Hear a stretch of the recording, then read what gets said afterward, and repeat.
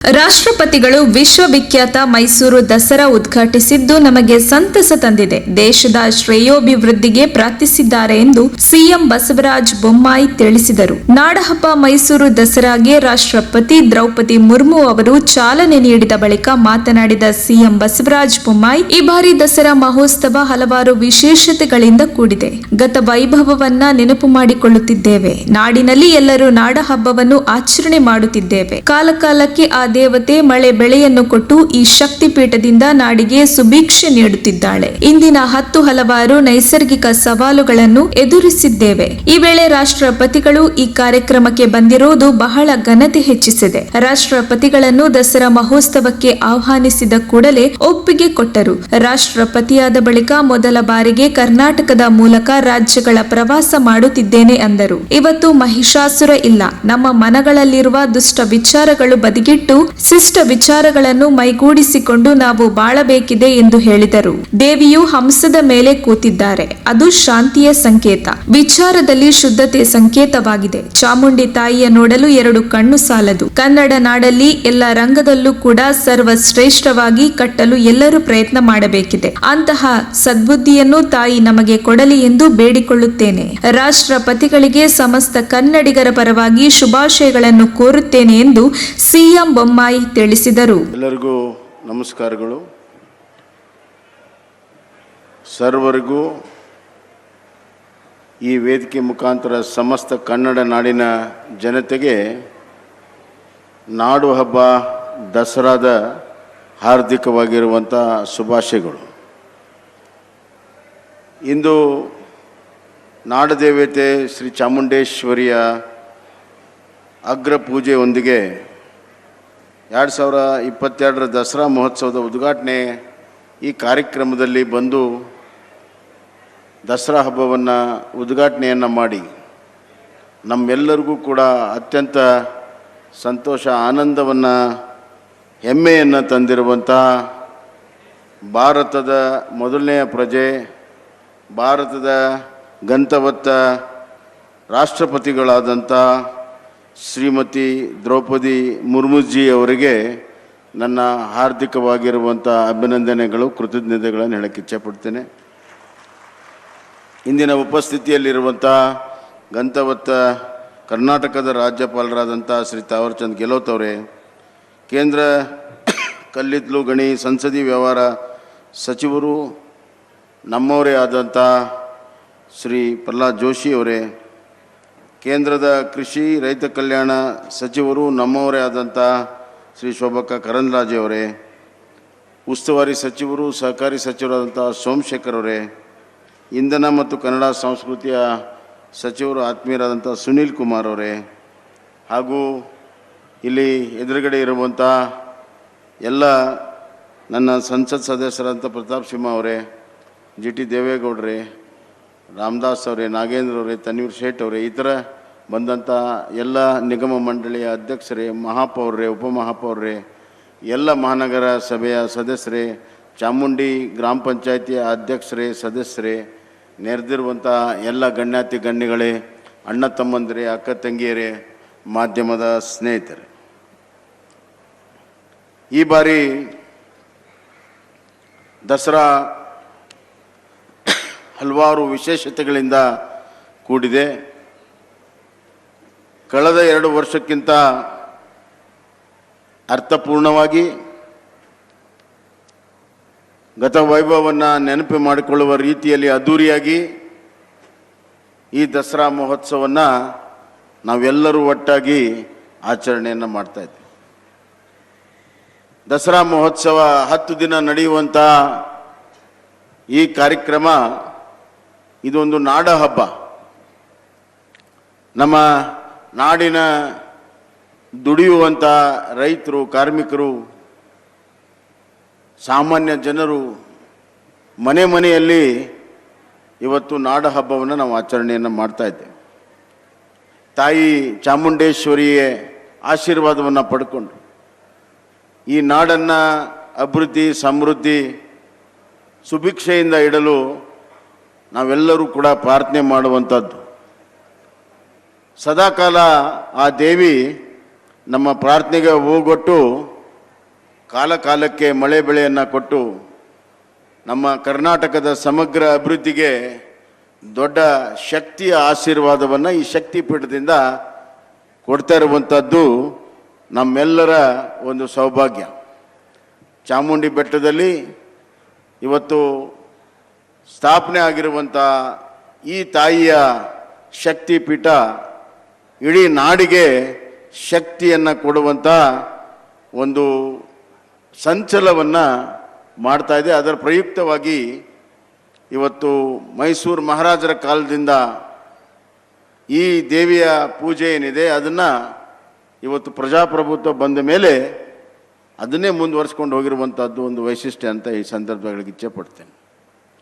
ನಮ್ಮ ಗತಕಾಲದ ವೈಭವ ಜೊತೆಗೆ ಇಂದಿನ ಪ್ರಸ್ತುತ ಕಾಲದ ಸಮಗ್ರ ಕನ್ನಡ ನಾಡಿನ ಶ್ರೇಯೋಭ್ಯುದಯ ಅಷ್ಟೇ ಮುಖ್ಯ ಅಂತ ನಾನು ಭಾವಿಸ್ತೇನೆ. ಇವತ್ತಿನ ಹಲವಾರು ಸವಾಲುಗಳನ್ನು, ಹಲವಾರು ನೈಸರ್ಗಿಕ ಸವಾಲುಗಳನ್ನು ನಾವು ಇವತ್ತು ಸಮರ್ಥವಾಗಿ ಎದುರಿಸಿ ಜನ ಕಲ್ಯಾಣದ ಕಡೆ ನಮ್ಮೆಲ್ಲ ದಪ್ಪುಗಾಲುಗಳನ್ನು ಹಾಕ್ತಿರುವಂಥದ್ದು ತಾವೆಲ್ಲ ಗಮನಿಸಿದ್ದೀರಿ ಅಂತ ನಾನು ಭಾವಿಸ್ತೇನೆ. ಶ್ರೀಮತಿ ದ್ರೌಪದಿ ರಾಷ್ಟ್ರಪತಿಗಳು, ಗಂತವತ್ತ ರಾಷ್ಟ್ರಪತಿಗಳು ಬಂದಿರುವಂಥದ್ದು ಒಂದು ಬಹಳಷ್ಟು ಸಂತೋಷ ಮತ್ತು ಅಪರೂಪದ ಒಂದು ಘಟನೆ. ಇತ್ತೀಚಿನ ದಿನಗಳಲ್ಲಿ ಯಾವುದೇ ರಾಷ್ಟ್ರಪತಿಗಳು ದಸರಾ ಮಹೋತ್ಸವದ ಉದ್ಘಾಟನೆಗೆ ಬಂದಿರುವಂಥ ಉದಾಹರಣೆ ನನ್ನ ಕಣ್ಮುಂದಂತೂ ಇಲ್ಲ. ಆದರೆ ನಾವು ಯಾರನ್ನು ಇಲ್ಲಿ ಉದ್ಘಾಟನೆ ಕರಿಬೇಕು ಅಂತ ಹೇಳಿ ಉನ್ನತ ಮಟ್ಟದ ಸಭೆಯಲ್ಲಿ ಚರ್ಚೆ ಮಾಡಿದಾಗ ನಾನು ಹೊಸದಾಗಿ ರಾಷ್ಟ್ರಪತಿಗಳಾದಂಥ ಗಂತವತ್ತ ದ್ರೌಪದಿ ಅವರ ಆಫೀಸಿಗೆ ನಾನು ಮಾತನಾಡಿದಾಗ ಕೂಡಲೇ ಬೆಳಗ್ಗೆ ಮಾತನಾಡಿದ್ದೆ, ಸಾಯಂಕಾಲ ಅವ್ರ ಒಪ್ಪಿಗೆಯನ್ನು ಅತ್ಯಂತ ಸಂತೋಷದಿಂದ ಸೂಚಿಸಿದರು. ಅವರು ಹೇಳಿದರು, ನಾನು ರಾಷ್ಟ್ರಪತಿಗಳಾದ ಮೇಲೆ ಭಾರತ ರಾಜ್ಯದಲ್ಲಿ ಮೊದಲನೇ ರಾಜ್ಯ ನಾನು ಭೇಟಿ ಕೊಡ್ತಿರುವಂಥದ್ದು ಕರ್ನಾಟಕ.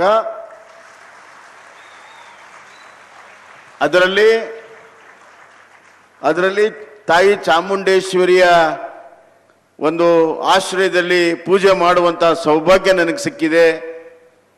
ಅದು ಈ ದಸರಾ ಮಹೋತ್ಸವದ ಪ್ರಾರಂಭದಲ್ಲಿ, ನವರಾತ್ರಿಯ ಪ್ರಾರಂಭದಲ್ಲಿ ಸಿಕ್ಕಿರುವಂಥದ್ದು ನನ್ನ ಪುಣ್ಯ ಅಂತ ಅವರು ನನಗೆ ವ್ಯಕ್ತಪಡಿಸಿದರು. ಇಷ್ಟು ಶ್ರದ್ಧೆ ಭಕ್ತಿ ಇರುವಂಥ ನಮ್ಮ ರಾಷ್ಟ್ರಪತಿಗಳು ಅವರು ಇಡೀ ದೇಶದ ಶ್ರೇಯೋಭಿವೃದ್ಧಿಗೆ ಇವತ್ತು ತಾಯಿ ಚಾಮುಂಡೇಶ್ವರಿಯಲ್ಲಿ ನಮನವನ್ನು ಸಲ್ಲಿಸಿದ್ದಾರೆ ಅಂತ ನಾನು ಅಂದ್ಕೊಂಡಿದ್ದೇನೆ. ಬಂಧುಗಳೇ, ದುಷ್ಟರ ಸಂಹಾರ, ಶಿಷ್ಟರ ಪರಿಪಾಲನೆ ಮೊದಲಿಂದ ಕೂಡ ಬಂದಿರುವಂಥದ್ದು. ಇವತ್ತು ಮಹಿಷಾಸುರರ ಕಾಲ ಇಲ್ಲ, ಮಹಿಷಾಸುರನ ನಾವು ನೋಡೋಕ್ಕೆ ಸಿಗೋದಿಲ್ಲ. ಆದರೆ ನಮ್ಮ ಒಳಗಡೆ ಇರುವಂಥ ಆ ಗುಣಗಳೇನಿದೆ, ಆ ಗುಣಗಳ ನಿಗ್ರಹವನ್ನು ಮಾಡಿಸ್ಕೊಳ್ಳುವಂಥದ್ದು ನಮ್ಮ ಆತ್ಮ ಸಾಕ್ಷಿಯಾಗಿ ನಾವೇ ಅದನ್ನು ಮಾಡಬೇಕು. ಪ್ರತಿ ಬಾರಿ ದಸರಾ ಬಂದಾಗ ನಮ್ಮ ಆತ್ಮ ಶುದ್ಧೀಕರಣವನ್ನು ಮಾಡುವಂಥ, ದುಷ್ಟ ವಿಚಾರಗಳನ್ನು ದೂರಿಡುವಂಥ, ಶಿಷ್ಟ ವಿಚಾರಗಳಿಗೆ ಪುರಸ್ಕಾರ ಕೊಟ್ಟು ಬದುಕಿನಲ್ಲಿ ಅಳವಡಿಸಿಕೊಳ್ಳುವಂಥ ಸಂಕಲ್ಪ ಮಾಡುವಂಥ ಒಂದು ಪವಿತ್ರ ದಿನ ಅಂತ ನಾನು ಕೂಡ ಭಾವಿಸಿದ್ದೇನೆ. ಆ ಸಂಕಲ್ಪದೊಂದಿಗೆ ಇವತ್ತು ನಾವು ಮುನ್ನಡೀತಾ ಇದ್ದೇವೆ. ತಾಯಿ ಚಾಮುಂಡೇಶ್ವರಿ ಇವತ್ತು ಹಂಸವನ್ನು ಇವತ್ತು ಏರಿದ್ದಾಳೆ. ಭಾಳ ನೋಡೋದಕ್ಕೆ ಬಹಳಷ್ಟು ಆನಂದ ಆಗ್ತದೆ. ದೇವಿಯ ವಾಹನ ಹಂಸ. ಹಂಸ ಅಂದರೆ ಭಾಳ ಶ್ರೇಷ್ಠವಾಗಿರುವಂಥ ಒಂದು ಪಕ್ಷಿ, ಶುದ್ಧವಾಗಿರುವಂಥ ಒಂದು ಪಕ್ಷಿ, ಪ್ಯೂರಿಟಿ. ಅದರ ಜೊತೆಗೆ ಅತ್ಯಂತ ದೊಡ್ಡ ಪಕ್ಷಿ, ಅತ್ಯಂತ ತೂಕದ ಒಂದು ಪಕ್ಷಿ. ಆದರೆ ತಾವು ಅರ್ಥ ಮಾಡ್ಕೋಬೇಕು, ಇಷ್ಟು ತೂಕ ಇದ್ದರೂ ಕೂಡ ಎಲ್ಲಕ್ಕಿಂತ ಎತ್ತರಕ್ಕೆ ಹಾರುವಂಥ ಯಾವುದಾದ್ರೂ ಪಕ್ಷ ಇದ್ದರೆ ಅದು ಪರಮಹಂಸ. ಇವತ್ತು ಹಿಮಾಲಯ ಮಾನಸ ಸರೋವರದಲ್ಲಿ ಯಾವುದಾದ್ರೂ ಪಕ್ಷಿನ ನಾವು ನೋಡೋಕ್ಕೆ ಸಾಧ್ಯ ಇದ್ದರೆ ಅದು ಕೇವಲ ಪರಮಹಂಸವನ್ನು. ಅಂದರೆ ಪ್ಯೂರಿಟಿ, ವಿಚಾರದಲ್ಲಿ ಶುದ್ಧಿ, ವಿಚಾರದಲ್ಲಿ ಶುಭ್ರತೆ, ಅದೇ ರೀತಿ ನಡವಳಿಕೆಯಲ್ಲಿ ಭಾಳ ತೂಕಬದ್ಧವಾದಂಥ ನಡವಳಿಕೆ ಮತ್ತು ಎತ್ತರಕ್ಕೆ ತಮ್ಮ ಬದುಕನ್ನು ತಮ್ಮ ಭಾವವನ್ನು ತೆಗೆದುಕೊಂಡು ಹೋಗ್ತದೆ. ಶುದ್ಧೀಕರಣದ ಜೊತೆಗೆ ನಡವಳಿಕೆಯ ತೂಕವನ್ನು ಇಟ್ಟುಕೊಂಡು ಮಾನಸ ಸರೋವರ ಎತ್ತರಕ್ಕೆ ಹಾರುವಂಥ ಹಂಸದ ಮೇಲೆ ನಮ್ಮ ತಾಯಿ ಚಾಮುಂಡೇಶ್ವರಿ ಎದ್ದು ಕುಂತಿರುವಂಥದ್ದು ಎರಡು ಕಣ್ಣು ಸಾಲೋದಿಲ್ಲ ನೋಡೋದಕ್ಕೆ. ಅಂಥ ಒಂದು ಪವಿತ್ರ ದಿನದಂದು ಇವತ್ತು ನಾವು ಸಂಕಲ್ಪವನ್ನು ಮಾಡಬೇಕಾಗಿದೆ. ಕನ್ನಡ ನಾಡನ್ನು ಸರ್ವಶ್ರೇಷ್ಠವಾಗಿ ಎಲ್ಲ ರಂಗದಲ್ಲೂ ಸರ್ವಶ್ರೇಷ್ಠವಾಗಿ ಆರ್ಥಿಕ, ಸಾಮಾಜಿಕ, ಶೈಕ್ಷಣಿಕ, ಧಾರ್ಮಿಕ ಎಲ್ಲ ರಂಗದಲ್ಲೂ ಕೂಡ ಶ್ರೇಷ್ಠವಾಗಿ ಕಟ್ಟುವಂಥ ಒಂದು ಸಂಕಲ್ಪವನ್ನು ನಾವು ಮಾಡಬೇಕಾಗಿದೆ. ನಮ್ಮಲ್ಲಿರುವಂಥ ಅತ್ಯಂತ ಕಷ್ಟದಲ್ಲಿರುವಂಥ ಜನರನ್ನು ಅವರ ಜೀವನ ಗುಣಮಟ್ಟವನ್ನು ಹೆಚ್ಚಿಸಬೇಕಾಗಿದೆ, ಎತ್ತರಕ್ಕೆ ಒಯ್ಯಬೇಕಾಗಿದೆ. ಸರ್ವರಿಗೂ ಲೇಸನ್ನು ಬಯಸುವಂಥ ಒಂದು ಕಲ್ಯಾಣದ ಚಿಂತನೆಯ ಅವಶ್ಯಕತೆ ಇದೆ. ಅಂಥ ಸದ್ಬುದ್ಧಿಯನ್ನು ಆ ತಾಯಿ ನಮಗೆ ಕೊಡಲಿ. ಈ ವರ್ಷ ಯಾವುದೇ ರೀತಿಯ ಆತಂಕ, ಕೋವಿಡ್ ಇತ್ಯಾದಿ ಪ್ರಭಾವಗಳಿಂದ ದೂರಿಟ್ಟು ಕನ್ನಡ ನಾಡನ್ನು ಒಂದು ಅಭಿವೃದ್ಧಿ ಪಥದಲ್ಲಿ ಮತ್ತೆ ತೆಗೆದುಕೊಂಡು ಹೋಗೋದಕ್ಕೆ ನಮ್ಮೆಲ್ಲರಿಗೂ ಕೂಡ ಆಶೀರ್ವಾದವನ್ನು ಮಾಡಲಿ ಅಂತ ಆ ಶಕ್ತಿ ದೇವತೆಗೆ ನಾನು ಇವತ್ತು ಬೇಡಿಕೊಂಡು ಈ ಒಂದು ಪವಿತ್ರ ದಸರಾ ಮಹೋತ್ಸವದ ಉದ್ಘಾಟನೆಯಲ್ಲಿ ಅತ್ಯಂತ ಹೆಮ್ಮೆ ತರುವ ರೀತಿಯಲ್ಲಿ ನಮ್ಮ ರಾಷ್ಟ್ರಪತಿಗಳು ಏನು ಬಂದಿದ್ದಾರೆ, ಅವರಿಗೆ ಸಮಸ್ತ ಕನ್ನಡ ನಾಡಿನ 6 ಕೋಟಿಯ ಜನರ ಪರವಾಗಿ ನಾನು ಹೃದಯ ತುಂಬಿ ಕೃತಜ್ಞತೆಗಳನ್ನು ನಾನು ಅರ್ಪಿಸ್ತಾ ಇದ್ದೇನೆ. ತಮ್ಮೆಲ್ಲರಿಗೂ ಶುಭಾಶಯಗಳನ್ನು ಕೋರುತ್ತಾ ನಾಡಿನ ಜನತೆಗೆ ಮತ್ತೊಮ್ಮೆ ದಸರಾ ಹಬ್ಬದ ಶುಭಾಶಯಗಳನ್ನು ಕೋರಿ ನನ್ನ ಮಾತಿಗೆ ವಿರಾಮ ಹೇಳ್ತೇನೆ. ಧನ್ಯವಾದ.